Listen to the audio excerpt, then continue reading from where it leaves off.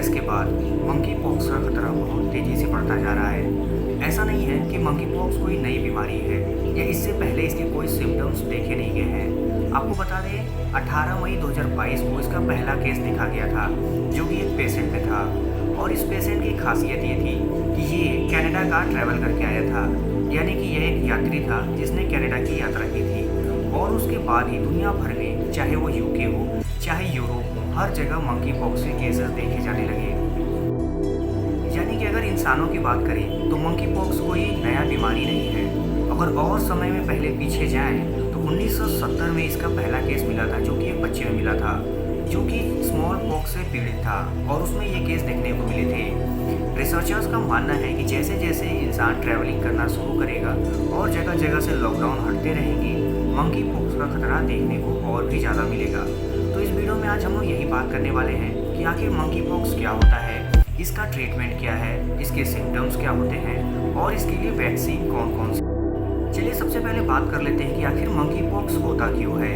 दरअसल ये एक तरह का वायरल इन्फेक्शन है जो कि मंकी पॉक्स नामक वायरस से होता है। आप ये समझ सकते हैं कि ये वायरस स्मॉल पॉक्स की ही फैमिली का होता है। अब आप समझ रहे होंगे कि आखिर मंकी पॉक्स का नाम मंकी पॉक्स ही क्यों रखा गया है। तो दरअसल इसके पीछे की स्टोरी ये है कि 1958 में रिसर्चर्स की एक टीम कुछ बंदरों पर रिसर्च कर रही थी और उनको सबसे पहला केस वही बंदरों में देखने को मिला।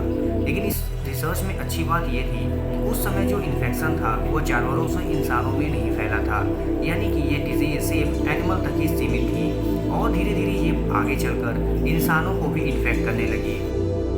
इसके बारे में कहा जाता ये है कि जो मंकी पॉक्स वायरस होते हैं वो स्मॉल पॉक्स के ही फैमिली से बिलोंग करते हैं, यानी कि इनमें काफ़ी हद तक सिमिलैरिटीज़ होती है। इसलिए अगर मंकी पॉक्स के वैक्सीन की बात करें तो अभी तक तो इसके लिए कोई पर्टिकुलर काफ़ी इफेक्टिव वैक्सीन नहीं है। लेकिन स्मॉल पॉक्स की जो वैक्सीन होती है यह मंकी पॉक्स और स्मॉल पॉक्स दोनों तरह के इन्फेक्शन में काफ़ी कारगर होती है। चलिए अब बात कर लेते हैं कि आखिर ये फैलता कैसे है। मंकी पॉक्स के बारे में कहा जाता है कि यह ज़्यादातर कॉन्टैक्ट के वजह से फैलता है। अब वो कॉन्टैक्ट किसी भी तरह का हो सकता है, चाहे वो सांस लेते समय आपके एयर ड्रॉपलेट्स के रूप में हो या फिर सरफेस कॉन्टैक्ट, यानी कि उनके कपड़े, या फिर आप किसी मरीज को छूते हैं या किसी ऐसे सरफेस को छूते हैं जो सरफेस इन्फेक्टेड होता है, तो मंकी पॉक्स के इन्फेक्शन के चांसेस बढ़ जाते हैं। ज़्यादातर जो मंकी पॉक्स के वायरस होते हैं वो हमारे आँख, नाक और मुंह या फिर शरीर के किसी ऐसे हिस्से जो कि कटे फिटे होते हैं उनके जरिए हमारे शरीर में फैलते हैं। और सबसे अच्छी बात यह है कि इंसानों में इसका इन्फेक्शन काफ़ी लिमिटेड है, यानी कि आपको इसके बहुत ज़्यादा केसेस देखने को तो नहीं मिलते हैं। लेकिन कहा जाता है कि जिस स्पीड से मंकी पॉक्स वायरस स्प्रेड हो रहा है, यानी कि पूरी दुनिया में फैल रहा है, ये एक चिंता की बात है, क्योंकि इसके लिए जो जरूरी डिटेक्शन किट होते हैं वो हर जगह अवेलेबल नहीं होते हैं। यही कारण है कि मंकी पॉक्स वायरस आसानी से एक जगह से दूसरी जगह फैल जाता है और समस्या खड़ा कर देता है। चलिए अब बात करते हैं कि इसके सिम्टम्स क्या हैं। देखिए साफ बात है कि मंकी पॉक्स वायरस जो है वो शुरुआती दिनों में अपने सिम्टम्स नहीं दिखाता, यानी कि इन्फेक्शन के 1 या 2 हफ्ते तक इसके सिम्टम्स देखने को आसानी से तो नहीं मिलते। लेकिन 1 या 2 हफ्ते के बाद इसके सिम्टम्स धीरे धीरे दिखने शुरू होते हैं, जैसे कि स्मॉल पॉक्स में होता है दाग धब्बे और फोड़े जैसे हमारी स्किन के ऊपर कुछ निकल जाता है। लेकिन ये इसमें थोड़ा अलग होता है, क्योंकि इसके जो दाग धब्बे होते हैं वो स्मॉल पॉक्स की तुलना में थोड़े छोटे होते हैं। हालांकि इनमें भी पस भरा होता है, जो कि 2 हफ्ते के बाद आसानी से दिखने लगता है। अच्छी बात यह है कि इस तरह की बीमारी या मंकी पॉक्स में जो डेथ होती है वो बहुत कम होती है, यानी कि दुनिया भर में अगर हम बात करें तो ऐसे 10% ही केस देखने को मिले हैं जिनमें बहुत ज़्यादा गंभीर बीमारी हुई हो और वो इससे प्रभावित हुए हों, और लगभग 1% से कम लोग ऐसे होते हैं जो कि इस बीमारी की वजह से जिनकी जान चली जाती है।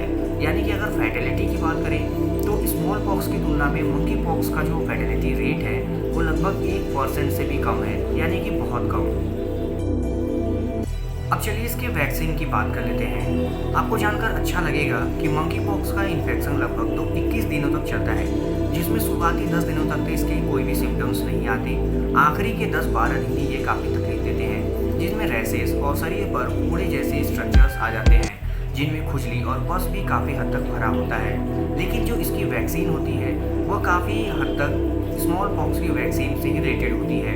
यानी कि मंकी पॉक्स के लिए कोई खास पर्टिकुलर वैक्सीन तो नहीं है हमारी दुनिया में, लेकिन स्मॉल पॉक्स की फैमिली से होने की वजह से स्मॉल पॉक्स की जो वैक्सीन होती है इसमें काफ़ी हद तक कारगर होती है और दुनिया भर के डॉक्टर्स स्मॉल पॉक्स की वैक्सीन को ही इसके लिए यूज़ करते हैं और दोनों ही मामलों में ये काफ़ी इफेक्टिव और फ़ायदेमंद होता है।